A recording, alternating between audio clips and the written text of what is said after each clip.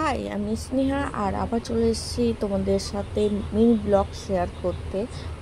তো দুদিন বলেছিলাম, দুদিনের জন্য আমার নিজের বাড়িতে আসা।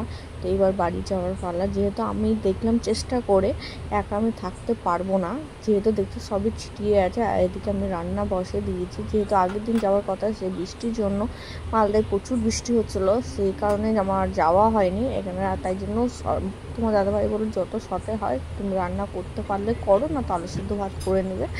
তো একটা জন্য আমি বললাম না, আমি করতে পারবো। তো অল্প অল্প করে আস্তে আস্তে রান্নাটা বসিয়ে দিয়েছিলাম এখানে। আর ঘর মুছতে না, এখানে তোমার দাদাভাই লাঠি কিনে রেখেছে, চেষ্টা করো একটু ঘর মুছার, না তো আমি এসে আবার করবো। এদিকে রান্না বসানো দিয়েছিলাম, তো রান্না হয়ে গেছে ডিমের তরকারি। এখানে তোমার দাদাভাই চলে এসেছিলো বাড়ি, আর ওই বেদানা ছিলে দিচ্ছে। আর আমার জন্য, যেহেতু আমার বেদানা খাবার খুবই দরকার আছে, রক্তের প্রবলেম হয়েছে, তাই জন্য ওকে একটু খাইয়ে দিলাম। ও খেতে চায় না, তো কোনো সময় খাইয়ে দিলেও ঠিক খেয়ে নেয়। তারপরে আর আমার জন্য ছিলছিলাম, যেহেতু ওই অফিসে আবার চলে গেছিলো এইসব করে। তারপর আমি আবার বাড়ি আসার জন্য রেডি করছিলাম, ব্যাগ গুছাচ্ছিলাম।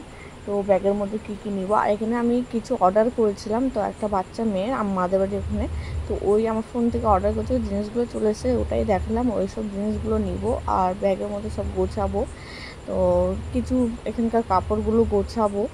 তো দেখো, গোছাবার জন্য সব কিছু আমি নিয়ে নিচ্ছি ব্যাগের মধ্যে। আর আমার ওষুধ আর একটা ডালিম বেদানা ছিল, সেই বেদানাটাও নিয়ে নিচ্ছি। কী জানি আজকে আমার হাত থেকে সব জিনিসগুলো পড়ে গেছে। আর যারা আমার নতুন ফেসবুক থেকে ভিডিও দেখছো অবশ্যই ফলো, আর ইউটিউব থেকে দেখে থাকলে সাবস্ক্রাইব করে দেবে, আর পাশে থেকেও আর শেয়ার করো।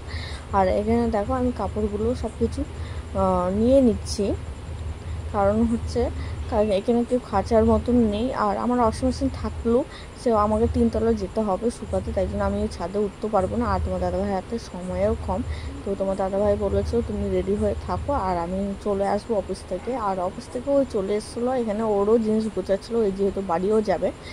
তো আমি এখানে রেডি হয়ে গেছিলাম, তো আমরা বেরিয়ে গেছিলাম। এখানে তোমার দাদাভাই হাসছে। তো আমি চলে এসেছি রাত্রে, আর ভিডিও করা হয়নি। আর এখানে আমার বাড়িতে এসে আমি লাঞ্চ করছি, যে লাঞ্চে ছিল খিচুড়ি আর শুধু ছেঁচড়া পাঁপড়। তো আমার ভিডিওটা কেমন লাগলো অবশ্যই আমাকে কমেন্ট করবে আর জানাবে। আর নতুন নতুন ভিডিও কি কেমন টাইমে চাইছো অবশ্যই আমাকে কমেন্ট করবে। আর তোমরা কোনো প্রশ্ন জানার থাকে তাও আমাকে কমেন্ট করে জানাবে। তো বাই, এখানে ভিডিওটা শেষ করছি।